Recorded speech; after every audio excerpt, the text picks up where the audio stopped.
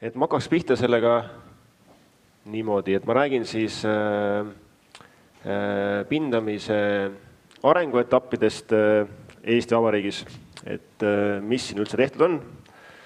Põgusalt väga sügavasse minevikku ma ei lähe. Siis räägin Rootsi poolt, et mis me Rootsis oleme teinud. Üks Rootsi märk oli ka Eestimaal, nägite ära eksinud, et ju siis on teada, et kus see pärit on. Siis kogemustest Soomes. Ja nende Rootsi ja Soome puhul ma räägin ka, et mis on siis seal üldse kultuur ja traditsioonid ja mis tehakse ja miks tehakse. Ja siis ma räägin tegelikult järgmisena, ma räägiksin, et miks üldse pinnatakse ja räägin bituumenist, selle vananemisest, mis siin ka tegelikult Aivo tõi väga hästi välja, et tegelikult on kohati on ka ülepindamine, et mitte siis firma nime, aga nagu tehakse liiga vara võib-olla või liiga tihti, et tegelikult on väga õige nagu küsimus, et ei pea alati panema uut kihti kohe peale, kui juba on näha mingeid esimesi efekte. Ja siis ka killustikust üldsegi, et kuidas et mille jaoks see killustik seal katte peal üldse on, et pindamise puhul, et miks ta vajalik on. Ja siis ma räägin paarist kolmest tehnoloogiast, mis on siis tegelikult siin niisugused nagu ingliskeelsed nimed on ju, et fog seal, ma ei tea, udu pindamine või mis selle nimeks võib panna, aga no las ta olla praegu niisuguse ingliskeelse variandina ja see rejuvenation on ka siuke uuema ja nagu leiutis, mis tegelikult siis võib-olla täna siis siin väheke selgitakse, et mida ta ennast kujutab ja mida eesti keele panda, siis ma ei tea, kuidas see kõlada võiks, aga see on tegelikult nagu vaikude lisamine või niisuguse vana bituumeni taastamine. Ja ühe kogemusena tegelikult ka Ameerika mandrilt siis tegelikult on see 1 tunni pindamine. Ma olen seda niimoodi nimetanud, niimoodi olen siin juba aastat või paar olen nagu rääkinud ka tellijate ja töövõtjatele, mida see tähendab endast. Aga just sama, mis ka Aivo ütles, et tegelikult siis see kujutab ennast niisugust asja, et 1 tunni pärast on tegelikult sul kõik liikluspiirangud maas, joon tee peal ja võid sõita siis 100-ga või mis iganes siis miilides, ma ei tea, 60-ga või. Ja jälle teema, mis ka Aivo rääkis, et liikluskorraldus ja mõningad tähelepanekud, mis ka mina ja meie oleme siin tähele pannud ja mida võiks siis võib-olla ka, pakume ka lahendusi, mitte ainult ei kritiseeri, vaid et ka mis võiks nagu siis ette võtta. Ja ühe viimase punktina, mis jällegi kõlas ka Aivo jutust läbi, oli see, et eluiga, et ka pindamiste puhul, et mis ta nagu tegelikult olla võiks ja kuidas seda üldse nagu vaadata võiks, et mis see pindamise eluiga on, kas ta on 5 aastat, 10, 15 või 20 aastat, et seal tegelikult on erinevaid võimalusi. Aga kõigepealt natukene ajaloost ja tegelikult ma arvan, et me ikkagi kui kõik ausalt ära rääkida, siis me võlgneme ikkagi päris palju niisugust kiitust ja tänu ikkagi õrnemale soole, et kes on seda pindamise traditsiooni hoidnud elus Eesti Vabariigis ja ka mujal, ma arvan, ja nende panus ja tarkus on kindlasti kandnud täna ka meisse, et see pindamine on arenenud sinnamaani, kus täna juba on. Ja teine suur, ma aastanumbrid ei ütle, et kindlasti nii tehti, aga millal, see oli ammu, enne minu aega, ma arvan. Aga teine suur kindlasti tänu, mis läheb, ma arvan, on põlevkivitööstusele, et kindlasti on ka põlevkivi bituumenitel siin Eesti Vabariigis väga kandev roll olnud ja mis on kindlasti oma nii-öelda hea kodumaise materjalina on niisugust oma rolli kandnud. Täna küll on juba rohkem nagu varju jäänud, aga eks on ka põhjused, et miks see nii on. Et selles mõttes see tõrvakatla pilt käib ka siia nagu asja juurde, et vanasti sai ta niimoodi. Aga mina hakkasin pihta aastast 1993, mis on siis nüüd uue Eesti aja järgi. Ja siis tulid Eestis esimesed Dynapac kudranaatorid, mis ei olnud enam ka massi peal ja massi peal, kuigi vist ka pandi tegelikult ka massi peale, siis tegelikult nägi ta välja siuke ja Rootsist siis, nagu ma aru sain, siis Maanteeamet neid sebis mingit moodi ja lõpuks nad siin ka erinevatesse teemeisse punktidesse jõudsid. Ja väga tänuväärsed aparaadid lõpuks, minu meelest täpsus ja kõik see asi oli väga nagu töökorras küll. Oli seal vajalik, et oleks kudranaatori kapten, et ma panin ta siia üles, mina panin. Ta ise ronis selle üles, et kuna see bituumeni aurud, kindlasti ka põlevkivi bituumeni aurud, mis mõjutavad seda hingamist ja ei ole nii meeldivad, et siis ta seal oma päevikut nagu täidab. Aga minu meelest see, ma ei tea, kas tänapäeval enam on need Dynapacid kasutusel, aga selles mõttes nagu väga pikalt ikkagi kestsid ja nagu väga lollikindlad ka, et toimisid väga hästi. Ja siis järgmisel aastal, ma arvan, et see oli vist mingi suur siuke rahalaev, mis maandus Eestisse, et siis tulidki need Dynapacid ja siis tuli see iseliikuv killustikulaatur, mida varem Eestis polnud minu meelest nähtud. See oli siis Wirtkeni toodang ja tegelikult ka siuke esimene ribapindaja, mis on siis nagu Rootsis on väga suure traditsiooniga ja jõudis ka lõpuks Eestisse. Et keegi pole näinud, siis see Wirtkeni masin oli siuke, et tal käis alati haakesse üks auto, kes siis oma kastist valas killustikku sinna tema punkrisse ja transportöörlindiga siis see killustik transporditi ette ja siis said sellega väga tempokalt tööd teha, suuri mahte. Laius on sul reguleeritav kuni isegi 4,5 meetrit, ma mäletan, ja et selle mõttega üks paan täiesti valmis, et kui seda eelmist pilti veel vaadata, siis tegelikult on siin taga näha ka need killustikulaaturid, mis täna vist on suhteliselt tavalised, et see on ikka auto külge kohe nii-öelda kinnitatud, aga pärast seda tekkisid ka Eestis sellised nagu lapid, ehk siis ribapinda ja lapid, mis tegelikult on väga hea tehnoloogia, et kui sul ikkagi terve tee ei ole nagu probleemne või sul ei ole urbseid kohti seal tee peal, siis tegelikult väga hästi on ka operaatoril näha, et kuidas neid pindamisi teha ja just neid lapiti tee peal. Ja minu meelest on tänapäevani väga populaarne, et suhteliselt palju tehakse, et vähemalt maanteede peal.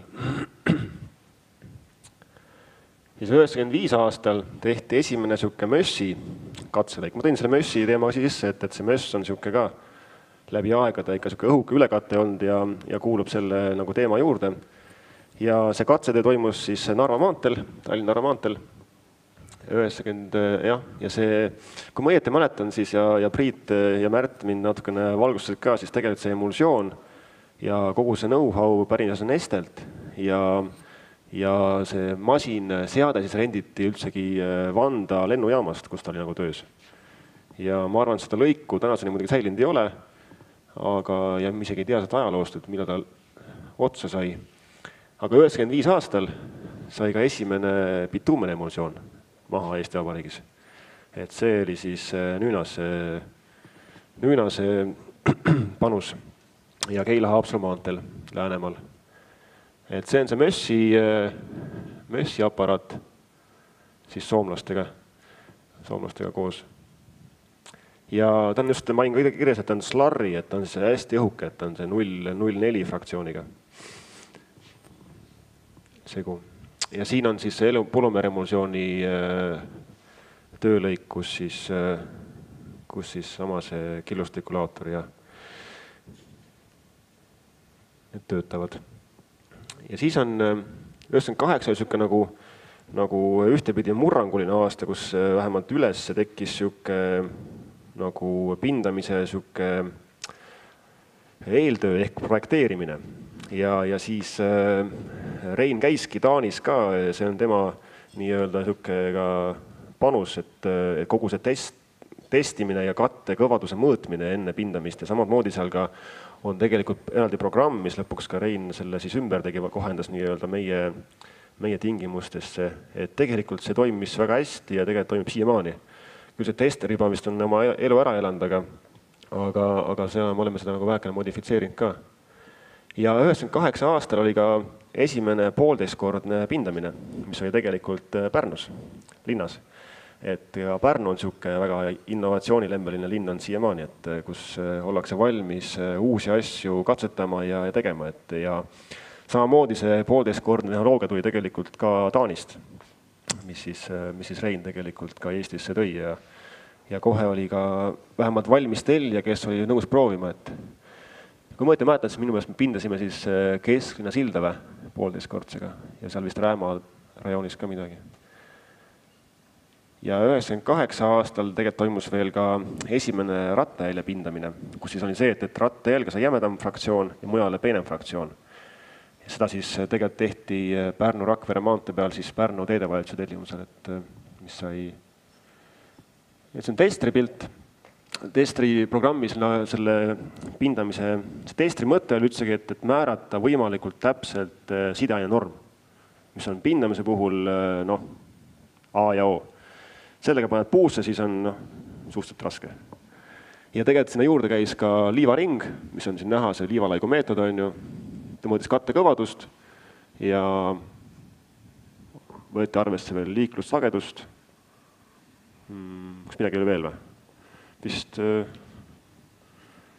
midagi ei mõndki. Aga siis, ja see on nüüd see rattajälje pindamine, kus on näha, et siis kudo läheb eest, ta teeb täislaiuses selle emulsiooniriba, rattajälge läheb jämedam killustik ja siis tegelikult pärast üle kaetakse peenema killuga kõik, et tegelikult sul rattajälge jääb ka siis 1,5 korda pindamine. Aga juba aastal 98, nii et selles mõttes, et nagu vana asi. Ja tegelikult, kui täpne olla, siis jälle Läänemaal, et Urmas on ja tol ajal vist oli veel ka Kipak võib-olla, on ka sellised nagu rohkem altimad igast asju proovima ja on ka ebaõnnestunud igast asju muidugi. Aga seal me tegime Foxili katsetusi Rigoldi Dirhami peal esimest korda ja toimis väga hästi, et selles mõttes sellest ajast saati ta on jäänud ka osaühing üles vähemalt sellisesse nii-öelda sügisest tööde nimekirja ja see Foxil mitte ei ole ainult siis, ta on 2 tüüpi. Üks on see, et sa katad üle selle lahja emulsiooniga asfaltkatte, teine nüanss on katta üle pindamine. Et meie oleme seda kasutanud tegelikult ka sügiseste pindamist, kus me näeme, et on killustik väheke lahti, et nende just lõikude katmiseks Foxiliga.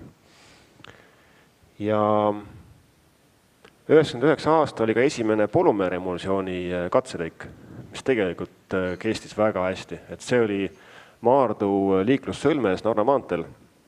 Ja minu meelest ta kestis seal kõik selle suurte raskete rekkade pööramisel vähemalt mingi üle 10 aasta, et samamoodi nüünas. Küll emulsioon pärines Rootsist, aga selline esimene polümeeri katse Eestis. Ja see on nüüd Foxili katselõik, aga pärast räägin sellest veel lähemalt ka, et mis endast kujutab. Ja 2001 aastal oli siis juba polümeer bituumen ja see katselõik tehti Tartu maanteel. Ja seal oli siis sakslaste bituumen Styrelf, mis on tollal oli väga tuntud siuke väga hea kvaliteediga bituumen. Ja siis 2002 aastal oli esimene põlevkivi bituumen emulsioon.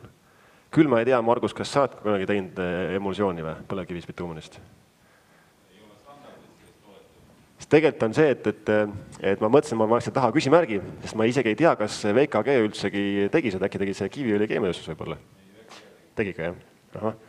Siis ma vaatasin, et see oli nagu mul kirjas. Aga tehti kahjuks või õnneks siis ühel aastal ainult, et pärast ta ei jätkunud enam millegi pärast. Tahad sa kommenteerida? Pole serti on ja või toodet ei ole nimekirjas. Ja Euroopast kindlasti ei kvalifitseeru.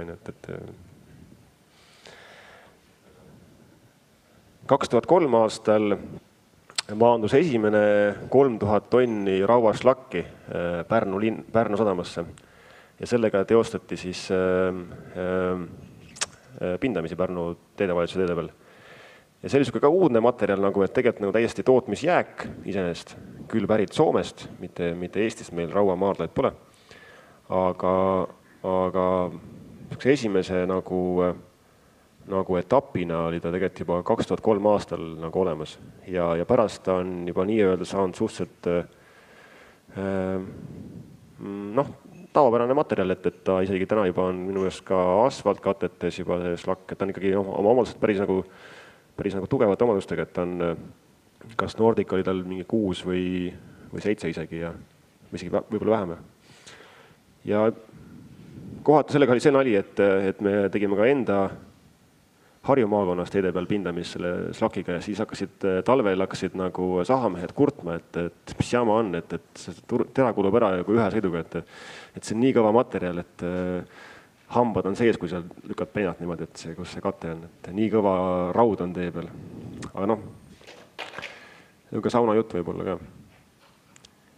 Ja siis tegelikult, mis üks väga hea nagu näide on 2005 aasta, kus teostati Läänemaal ja Saaremaal rida killuga pindamist. Üldul on see 0,16 fraktsioon ja siis see on tegelikult tehnoloogia, mis on väga hästi õnnestunud ja läinud käima nagu. Et tegelikult Saaremaal, mitte mujal. Aga see on ka see, et on olnud kohalikke entusiaste, et ma arvan, et koostöös siis tellija pool ja töövõtja pool, sest seal on ka täna on küll Eesti teed seal tegelikult, kes on tegev, aga et tol ajal ka riigiettevõt, nad on teinud seda ja tellija on seda, kindlasti on ka ebaõnnestunud, aga tellija on seda järjepidevalt nagu tellinud ja lõpuks on see oskus tekkinud ka töövõtjale seda tööd teha. Ja selles mõttes ongi nagu see vilumus ja tulemus on väga hea. Minu meelest nagu väga hea märk, kus see koostöö ja julgus just ka tellija poole pealt nagu töötab. Ja 2006 aastal tehti esimene katsetöö, fiiberpindamise katsetöö, mis on siis tegelikult mõeldud praguliste väsimuspragudega katete pindamiseks. Ja see on ka tegelikult nagu selline hea näide, sest et tellijal on usku sellesse tehnoloogiasse, ta on seda tellinud ja ka töövõtjal on tekkinud kogemus ja ka tellija kogemus, et ega see ei ole ka mingi imeasi, et see igasse tee peale ei sobi, et paneme igale poole, et on väga hea. Ega oma mõte, et seal on temperatuuripäevad ja tööd on iga suur liikumine on ja et selle mõttega see on ka täna käima iga aasta peaaegu, et 400 000 ruutu, mis tehakse Eestis, et väga hästi. See on nüüd Inglismaalt tulnud masin, mis siis on emulsioonimahud ja taga on need siis klaasfiiber kiu lõngarullid. Et meil on väheke teistsugune masin, aga see katsetööna nagu toimis küll, et küll läks seal umbe asju midagi ka, aga selles mõttes nagu ta leidis kinnitust ja õigustust. Et nüüd on see spiraal täis saanud, vaata, et 95 oli see esimene mess, nüüd oli teine mess 2008. Aga selle mõte oli väheke teine, et on tekkinud rohkem naelkumme, mis iganes, et on tekkinud rattarööpad on ju. Ja see mess ehk siis microsurfacing oli siis peamiselt nagu rööbaste täitmise meetod. Et sellega siis tehti katselõik koostöös Saksa firmaga Kutter, kes siis on päris suur süke freesimise ja ongi selle mössiga tegelev ettevõtte Saksamaal ja ka üle tegelikult isegi Euroopa. Aga siin on ka Maanteeametist, me tegime selle Kosel, Tallinn-Tartu maantee peal, lisaks veel Pärnu linnas jällegi ja Viljandis. Et iseenesest Pärnu linna lõik oli veel hullem, et see oli see rööpa sügavus peaaegu 5-6 senti. Aga Tartu maantee lõik oli tunduvalt väiksema rööpaga. Ja selles mõttes meie eesmärk oli see seal, et näha üldse, kuidas see möss nagu talub naelkummi. Ja tegelikult see Tartu maantee lõik kestis 4 talve. Et siis sai sinna nagu teha uuesti nagu rekk peale. Aga seal selle mõttega ta täitis oma eesmärki, ma küll täpselt neid mõõtmisandmeid ei tea täna, et kui kiiresti hakkas seal uuesti arenema rööbas, aga kindlasti on see võimalik välja võtta, et kas siis teeregistrist või kuskilt mujalt. Aga Pärnu linna ajalugu ma tean nii palju, et see kestis seal 2 talve ja siis tehti sinna pindamine peale ja minu meelest on siiamaani. Ja tegelikult see 5-6 senti rööbas muidugi on päris palju ja seal on ka tegelikult peal bussiliiklus, raskeliiklus, aga aeglane on ju, et kiirus on 50. Aga selle Tartu maantee lõik oli 90 ala, et selle mõttega see pindamise mõte oli väga hea mõte, et sai sinna peale lisa kulumise kaitsekihti just. Ja see oli ka algselt plaanis ka selle Tartu maanteelõiguga, aga see jäi ära. Raha ei olnud see küll see teema, aga tegelikult ka huvitava nagu näitena, et see, kuidas ta käitub ja see 3-4 talve tegelikult on täitsa nagu reaalne eluiga, et selle naelkummi all, mis meil on Eesti Vabariigis. 2009 aasta oli siuke SAMI katselõik, mis on siis Stress Absorbing Membrane Interlayer, kus siis asfaldikihi vahele tehakse vahekiht, mis on siis võimeline vastu võtma veel lisa nagu pingeid ja koormusi, et tehti 2 erineva materjaliga, kus oli fiiberpindamise pool, teine oli siis polümeer bituumen, mis oli samuti, ma arvan, kas Saksamaalt vist pärit või Viljandist tehti seda, aga see oli kas Saksamaalt või siis Hollandist. Ja see on see Mössi nüüd rööpa miks, et tegelikult täna vist Tref 2 poisid teevad ka seda Mössi, mis suht hästi vist on tehtud minu meelest Viljandis või suht palju.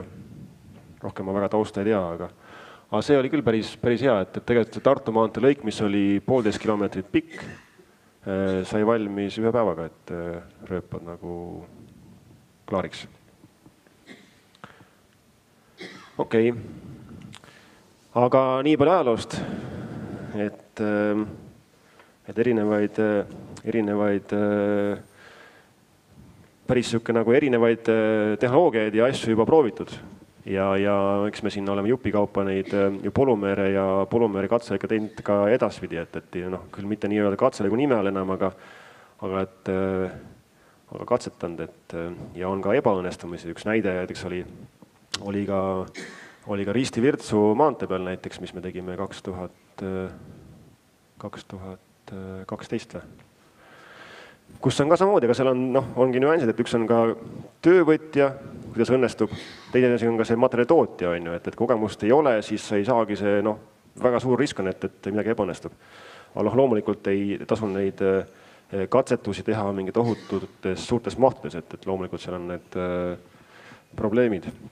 Aga mis ma edasi räägin, oleks nagu Rootsi kogemusi, et kuidas seal töid tehakse üldsegi ja mis on seal nagu traditsioonid ja töövõtted.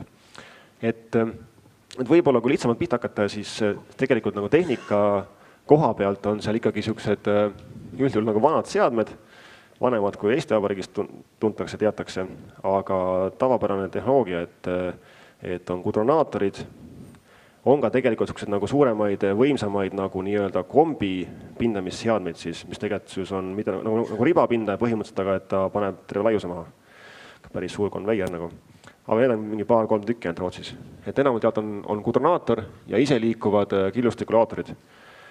Ja kuna seal on ja siis tegelikult on ka niisugust, alati on üldjuhul on 2 rulli ja rullid on kas siis kummikattega valtsid või pneumad.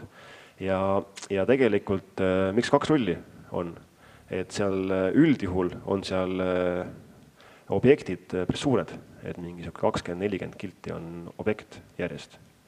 Et meie tava vist Eesti on üldjuhul 2-3-5 kilti, vahest 10 on ju, vahest ka 15. Seal on suht tavaline, et nemad ka just tegelevad väga selle säilitamisega, et hoida neid katteid korras. Ja see pindamine on ka nende suge võti, et nad väga edukad on teinud seda ja kogu seda võrku hallata, siis pindavad päris palju. Ja päris pikki nagu lõike korraga. Ja rullidest ongi see teema, et ega see rull ist jõu järgi ja ongi 2 rulli sul, et ja tootlikkus ise liikuva laoturiga on ka päris suur, suudavad teha 80-100 000 ruutu päevas, et selles mõttes päris nagu korralik maht, et rull on pudelikael, vaata, et kes 2 või 3 tükki isegi võtta võib olla. Ja materjalidest rääkida, et üldjuhul on bituumene emulsioon ja väga isegi kasutada mingid polümeere, suhteliselt minu meelest nagu, ma ei saa öelda, et meist nagu tahapoole jäänud, aga pigem sükest kogemust neil pole, et väga palju polümeeriga teha tööd ja pigem pelgavad. Aga see bituumene emulsioon on neil Minu meelest, mis me ise oleme katsetanud ka ja seal ka tööd teinud, ta on suurema bituumeni protsendiga, et 68–69%. Et meil on tavaliselt on protsendi võrra väiksem või isegi 2 võrra, et see on nagu teistpidi.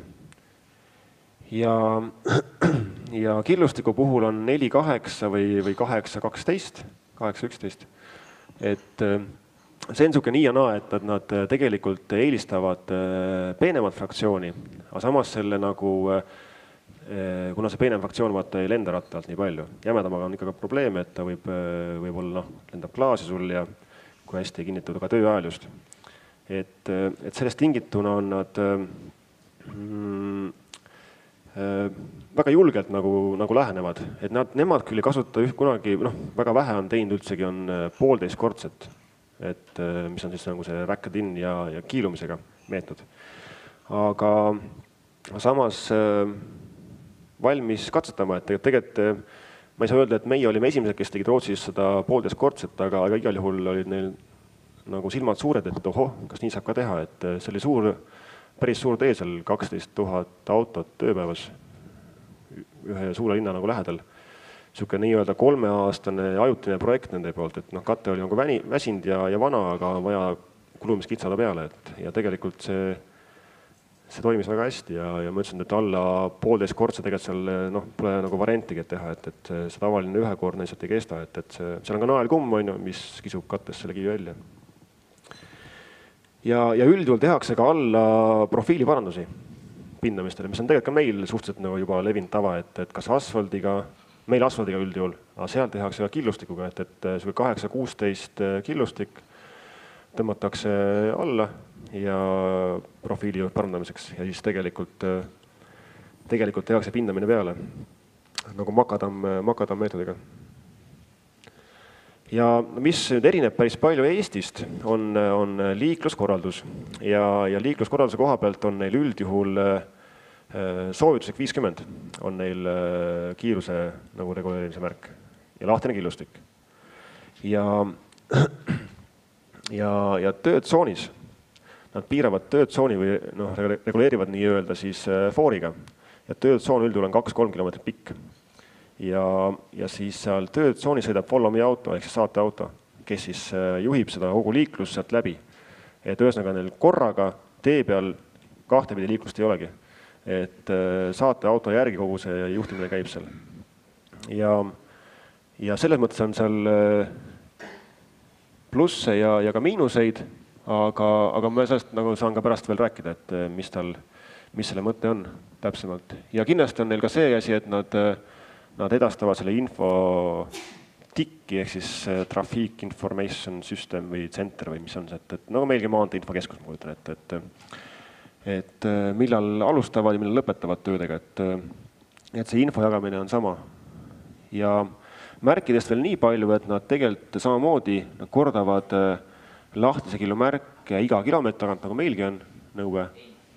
Ja siis soovituslik 50 on neil suuremate ristmike juures ja niimoodi, et mitte iga kilomeetri tagant.